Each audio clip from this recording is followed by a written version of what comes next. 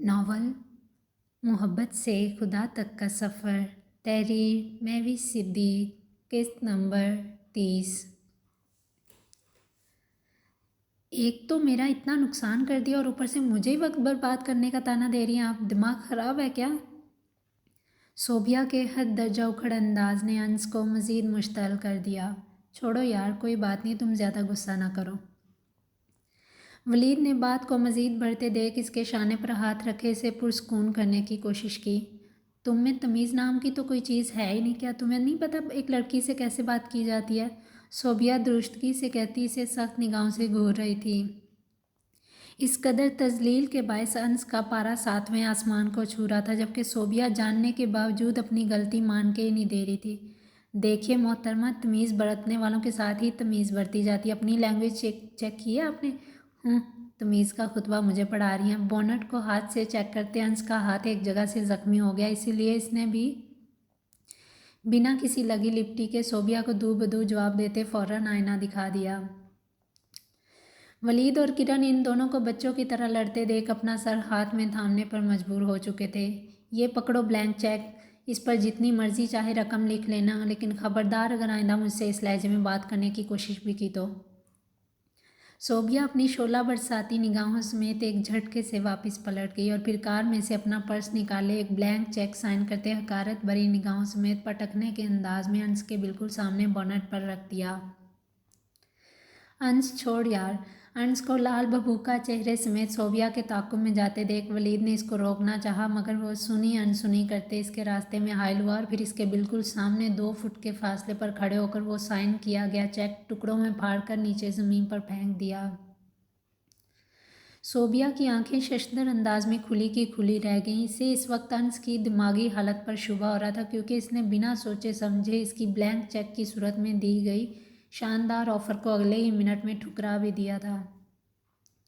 अपने पैसों का रौब किसी और पर जमाना, मुझे इनकी कोई ज़रूरत नहीं। और रही बात मेरे नुकसान की, इसकी भरपाई तो आपको ही करनी पड़ेगी। जब तक मैकेनिक इसे इसकी असली हालत में वापस नहीं लाता, तब तक आपको हमारे साथ यहीं रुकना पड़ेगा। फिर जाकर आपको अपने और मेरे वक्त की कीमत का एहसास होगा।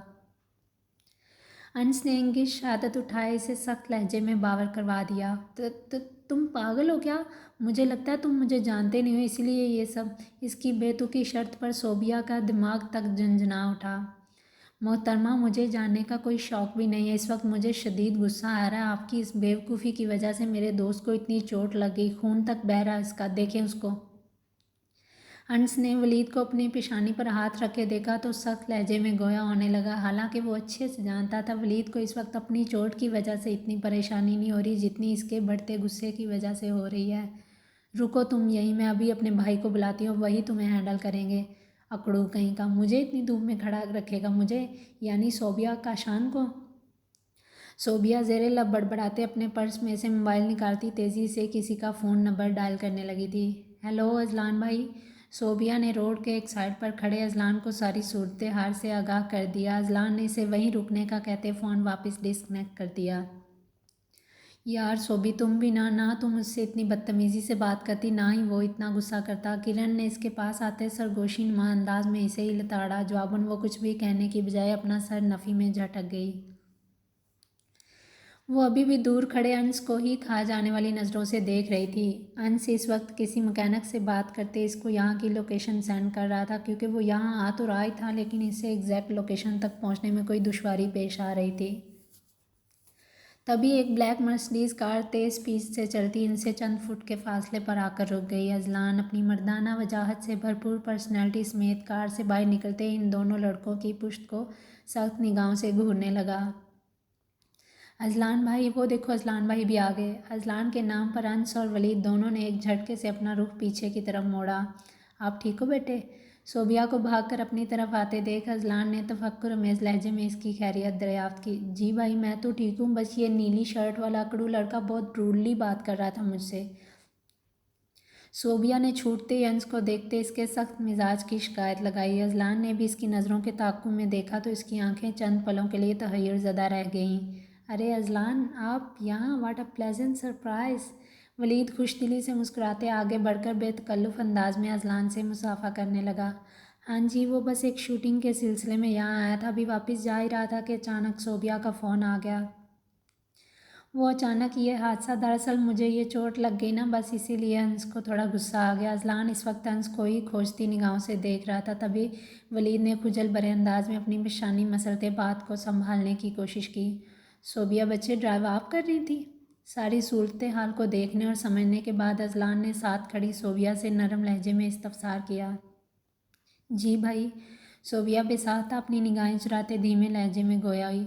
माजरत चाहता हूँ अंस साहब, दरअसल बच्ची नई नई ड्राइविंग सीख रही है, इसलिए गलती हो गई इससे। अजलान अंस के मुसाफे के लिए बढ़ाए हुए हाथ को थामे नरमी से गोया हुआ। कोई बात नहीं सर, इट्स ओके।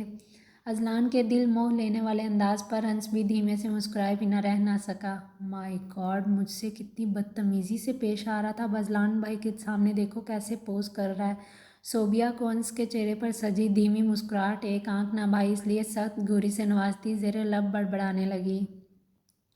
इसकी बड़बड़ाहट पास खड़ी किरण की मातों से मख्फी न रह सकी। आपके नुकसान का अंदाज़ा है मुझे, प्लीज़ आप अपना अकाउंट नंबर बता दें, मेरा सेक्रेटरी आज शाम तक आपको पैसे ट्रांसफ़र कर देगा। अजलान की निगाहों का मरकज़ इस वक्त अंश की कार ही थी। नहीं सर, बात पैसों की नहीं है, ये हादसा होना तो किस्मत में लिखा था सो हो गया, फिर वो चाहे किसी और के हाथों होता या फिर मेरे खुद के हाथों से। बात सिर्फ तमीज़ से पेश आने की, अगर ये भी इखलाकन आराम से बात करती तो मैं भी इन पर भी कतई गुस्सा नहीं करता। अंस ने ठहरे हुए लहजे में अपनी बात मुकम्मल की। अंस साहब, आपकी बात बिल्कुल ठीक है, लेकिन आपको भी थोड़ा तहम्मुल से पेश आना चाहिए था। वो एक छोटी बच्ची और आप इस पर इतना गुस्सा करें, इस तरह तो कोई भी सहम सकता है। अजलान ने अब की बार सोबिया को अपने साथ लगाए इसके सर पर दस्ते शफ़क़त रखा। माफ़ कीजिएगा अजलान सर, आपकी बच्ची को पैसों का कुछ ज़्यादा ही ज़हम है, इसलिए हर इंसान को पैसों के तराजू में तोलकर इसकी तहकीर कर जाती हैं। अंस ने बिना किसी लगी लिपटी के सोबिया को आईना दिखा दिया, क्योंकि वो अभी भी इसे ही खूनख्वार निगाहों से घूरने में मसरूफ़ थी। अंस यार, स्टॉप इट प्लीज़। वलीद को अंस की बहस पर अच्छी खासी तप चढ़ चुकी थी। वो नहीं चाहता था इस बात को लेकर जैनी के ससुराल में कोई मसला खड़ा हो जाए, इसलिए थोड़ा सख्त लहजे में गोया होते इसे चुप साधने पर मजबूर कर दिया। सोबिया बेटे, आपने पैसों का रौब जमाने की कोशिश की थी? अजलान को अंस की आंखों में इस वक्त सच्चाई की झलक नजर आई, इसलिए खुद के असाब पर काबू पाते अपना रुख बाकायदा सोबिया की तरफ मोड़ लिया। जवाबन सोबिया ने नादम अंदाज में जी भाई कहते अपना सर थोड़ा नीचे झुका लिया। इसकी आंखों में बेख्तियार हल्की सी नमी दर आई।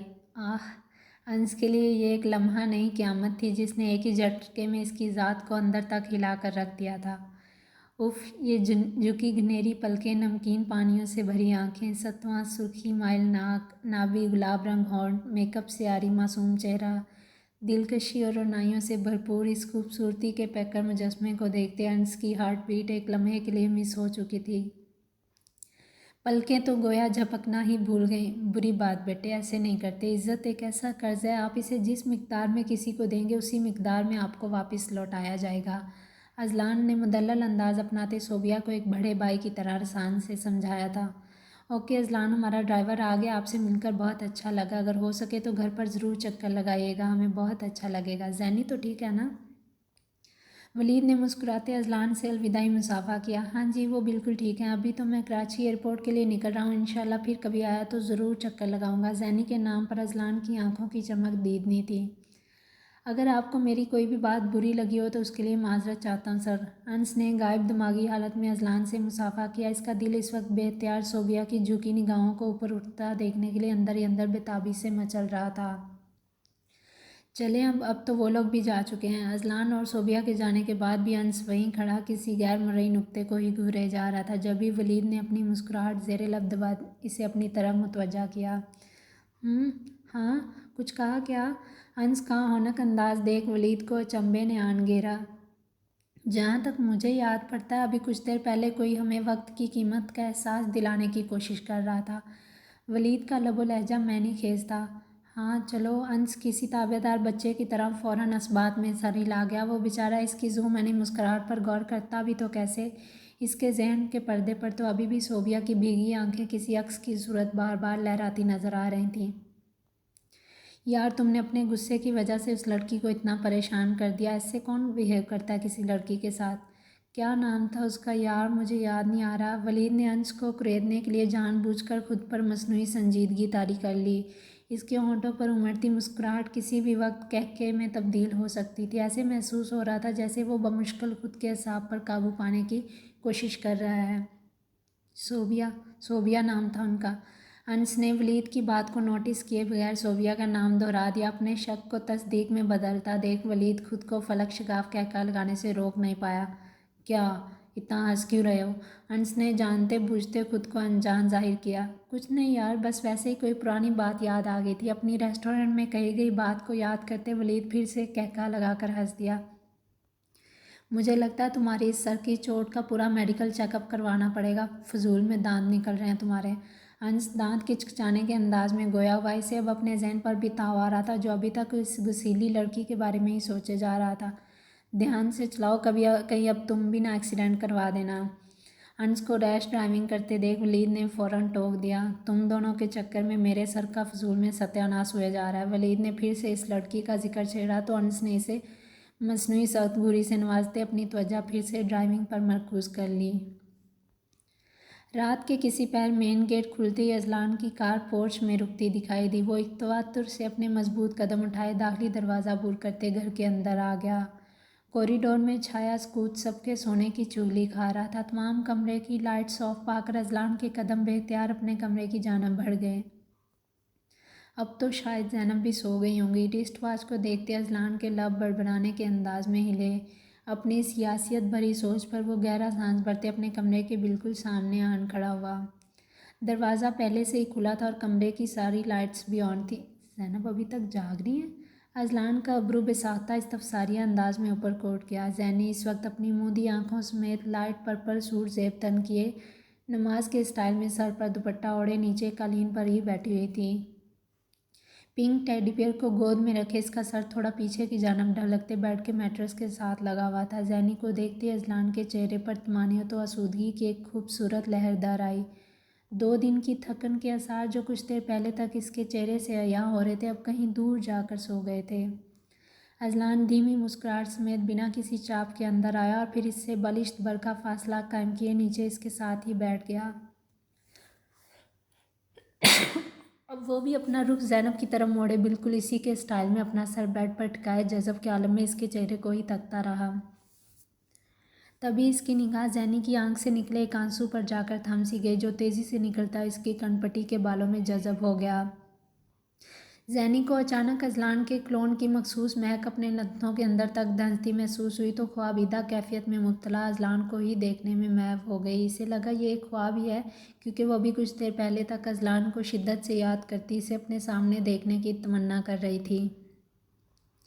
जैनी ने एक तिलिस्म के ज़ेरे असर अपना हाथ अजलान की तरफ बढ़ाते इसे छूने की कोशिश की जब ये अजलान ने धीमे से मुस्कुराते इसके हाथ को अपने दाहिनी मुकाम हाथ में मुकीद किए सीधा दिल के मुकाम पर रख लिया।